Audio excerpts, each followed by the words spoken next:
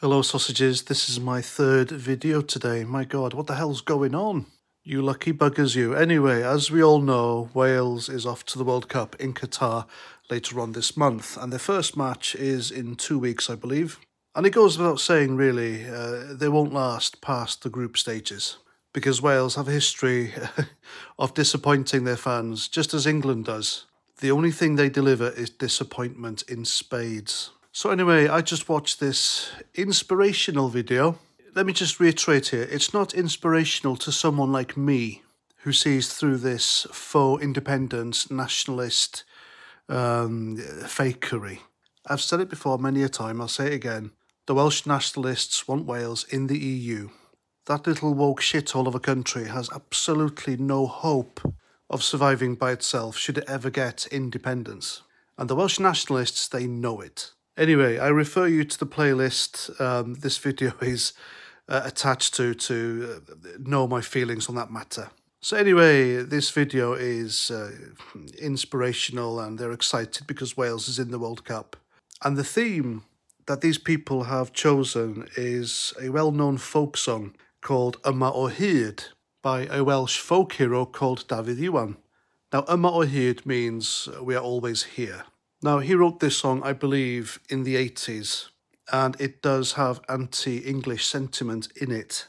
Now, there's a line in this song which says, "Da ni yma o hyd gwaethaf pawb a phopeth," which means we are still here despite everyone and everything. Now, I think, having been dragged up in North Wales for the first 18 years of my life before I saw sense and left, that the Welsh have themselves to blame more than anything or anyone else for their lack of advancement, so to speak. You would think, listening to these Welsh nationalists, listening to Welsh folk singers and activists like Yawn, you would think that Edward Longshanks, King Edward I himself, was still sitting on the English throne, and those magnificent castles he built in North Wales were still there to subjugate the Welsh, but they're not, and he isn't, who've crossed the border into England and beyond and done rather well for themselves. They haven't sat at home in their little coal and slate villages, blaming the English and the British for all their ills and not going anywhere in their lives. Look at David Lloyd George, for example, a man from my neck of the woods, Carnarvon, North Wales, who became British Prime Minister around World War I. And I could go on, but just Google famous Welsh people and what they've done. You don't need me to string off a list for you here.